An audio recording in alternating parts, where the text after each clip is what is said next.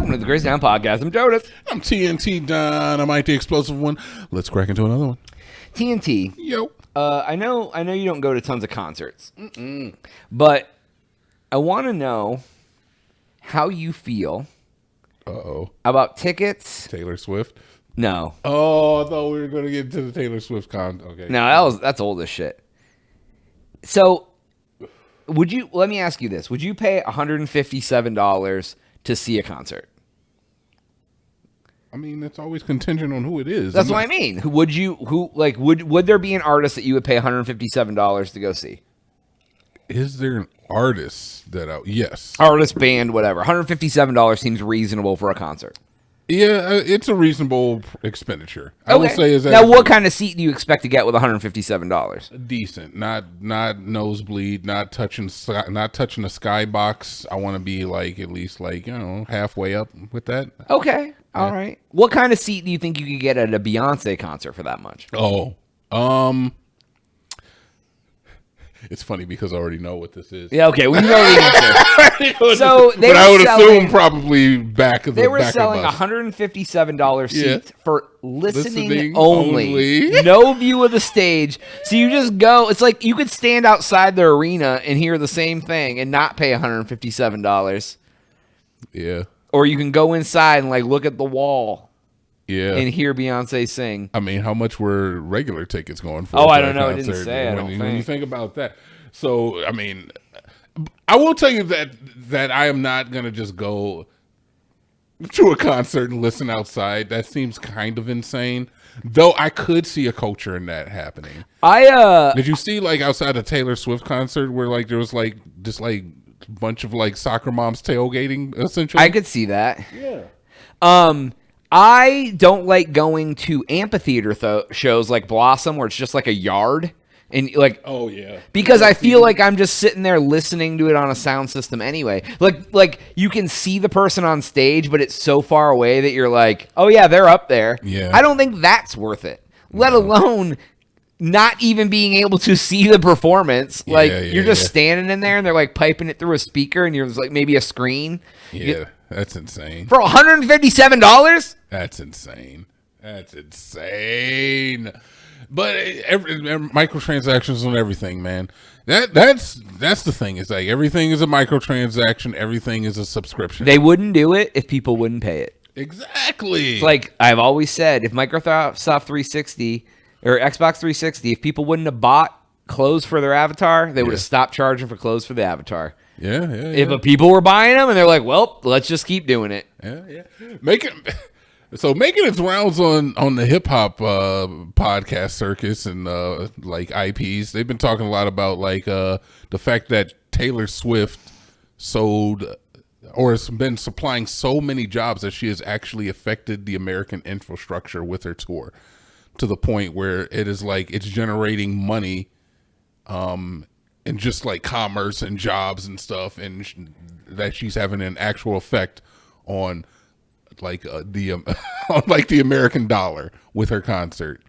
Really? Yeah.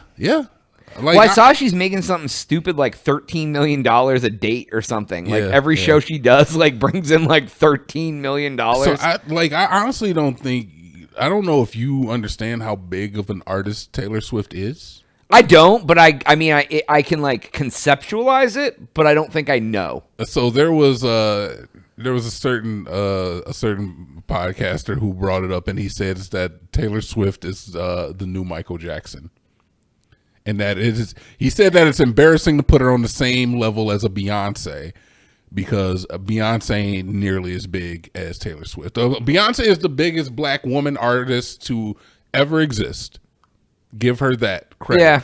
But Taylor Swift is actually insane. Yeah, there's 35-year-old dudes who just go gaga over Taylor Swift. And it's like me, I'm completely out of the demographic. Now, I will admit that I am an enjoyer of white culture, so I do know a lot of Caucasian hymns, Caucasian spirituals. What do you call them? What are Caucasian spirituals? I know, Wagon Wheel. Is that one of them? I know Rain and Blood. I know a bunch of Metallica songs. I can sing Battery. Oh, One Headlight. Yeah. Oh Yeah, like some 3 a.m. I must be lonely. Like if you put on Just a Small Town Girl, that's a freaking white spiritual. You can't even give me that. You can't tell me that's not a white spiritual. I mean, I guess so. Yeah, that is one of those songs. It's like, bro, that's culture. That's white culture. It's like what? Sweet Caroline. Yeah. That's white culture. That is absolutely no Hispanic parties playing Sweet Caroline. Exactly, and it's perfect. And look, so I'm an enjoyer, but I will have to say is like if you play 3 of Taylor Swift's songs, I'm gonna be like, that's Taylor Swift. Like if you look what you made me do. I don't know. I don't know if I could identify 3 Taylor Swift songs. Yeah, I only know like You Were Trouble When You Walked In. You know that though, don't you? I don't know if I know any other one. I'm not gonna cap. That's a good song. That is a really good song. It's a good song, especially when she breaks it down. Trouble. Right, we're gonna demonetize for singing her songs. They're like, you sound just like her. We're gonna copyright match you for your Taylor Swift impression. But yeah, man. So she's super big right now, man.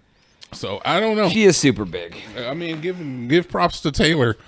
I mean, and she was like a child star. Mm-hmm. She came out when she was like 15 and did country, and then she just turned into like a pop icon. I mean, that's where the money is, honestly. I mean, you're not wrong because like if you think about like the craziness that like Michael Jackson had when he would tour and go whatever. I mean, that's kind of like the Taylor Swift. Mm-hmm. Like, yeah, it is. People go crazy for Beyonce, but not like Taylor Swift. Wow, oof. That's hard for me to swallow because Beyonce is a goddamn. Beyonce has been around for 20 years. Yeah, she is an icon. Taylor's been around for, I don't know, maybe 10, maybe half of that. Oh no, Taylor's been around a long time. Has Taylor Swift been around for? Oh yeah, she was 16. She's like 35 now or something. Oh wow. Yeah, I'll look up her first album. Go ahead and keep talking. Either way, both of them have been around for a long time. I don't know, man. I feel like in her lane, Beyonce gets it going.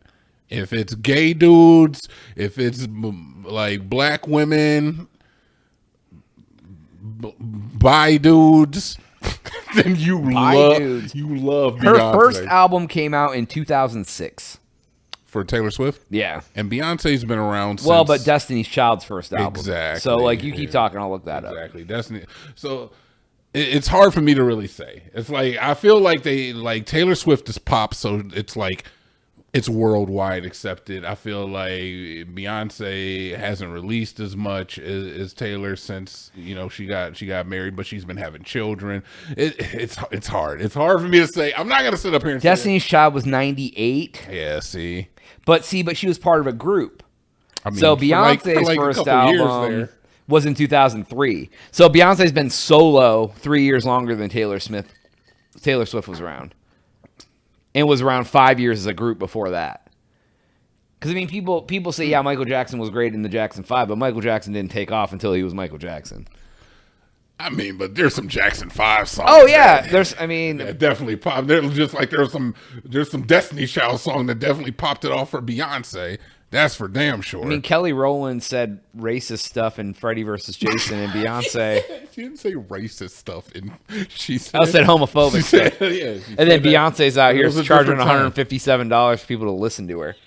Kelly Rowland's like, I wish I could pay someone $5 to listen to me. I would not be surprised if there were similar things at the Taylor Swift concert as well. So, I don't know. I don't know if that's a Beyonce thing or if that's just like concerts nowadays. All I know is next time Taylor Swift goes on, I'm going to try to buy tickets to every single one of the shows and then resell them for $10,000 a piece. Good luck getting that to happen if you can beat the bots. If I try every place, maybe I'll get one.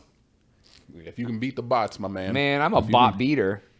I'm a beat bot. But it is not a bad idea to go ahead and invest in Taylor Swift tickets if she does offer another concert. If you get one now, you could probably make a good $1,000 off of some exactly, seats, dude. I want to rip off young teen girls. I don't know if you should put that out in the world. I'm joking. We can definitely get that one out of context. I would feel kind of like trash. It's like the guy who like buys all the most popular Christmas toy and then resells them for a lot of money.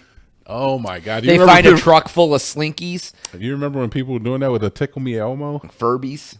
Furbies. Yeah. So, anyways, they don't do that anymore. PlayStations now, right? People don't like toys. But I mean, it's just PlayStations now. They were like, I want some Fortnite currency. It's just like, let me go buy all the Xboxes up and then I'll sell those. Yeah, and that's trash too, because they're garbage. Or I'll buy all the AMDs up. Yeah, I bought all the Nvidias. Anyways, that's all the time we have for today's episode. Please make sure to like and subscribe for Jonas. See you, Dave. Oh, yeah.